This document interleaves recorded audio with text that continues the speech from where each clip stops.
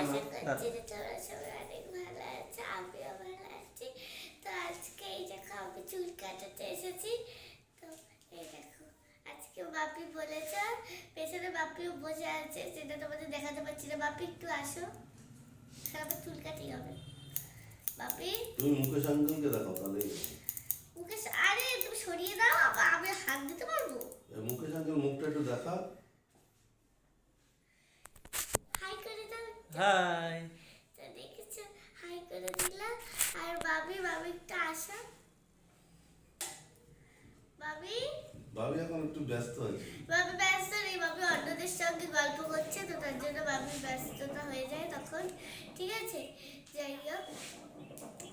তো এখন আমি চুলটা কাটাতে বসে গেছি। আর এই দেখো এখন চুলটা কাটিং হচ্ছে, আর বাপি বলেছে যে ফেদার কাট করিয়ে দেবে আমাকে, তো তার জন্য ফেদার কাট হচ্ছে। এই দেখো ফার্স্টে ভালো করে জল দিয়ে আমার চুলটাকে ভেজে নিল, যাতে আমার বলছি স্নান করার দেবজিৎকে পরে থানায় ডাকা হয়েছে, ঠিক আছে? আর চুলটা ভেজাতে হয়, তার জন্য আমি ভালো বলেছি করে চুলটা ভেজে যেতে হবে। এবার কি কথা হয়েছিল না হয়েছিল, ঠিক আছে? এবার কেটে দিচ্ছি। আসলে ডাকাই এবার আমাকে দেবাশিস ফোন করবে, চুলটা তাহলে ঠিক সিল্কি আছে? হয়ে যাবে, আপনি যে যাবেন। সুবিধা হবে কাটতে, তো তার জন্য হ্যাঁ, আপনি চুলটাকে যাবেন না, জলে আমি দিয়ে নিয়ে যাবো। দিলাম। আমাকে ফোন করবে, আমি ফোন করবো, ফট করে ফোন, আপনি রেডি থাকবেন। এত ছোট। তো গাইস আমি তোমাদের চুলটাকে কাটানোর পর দেখাচ্ছি।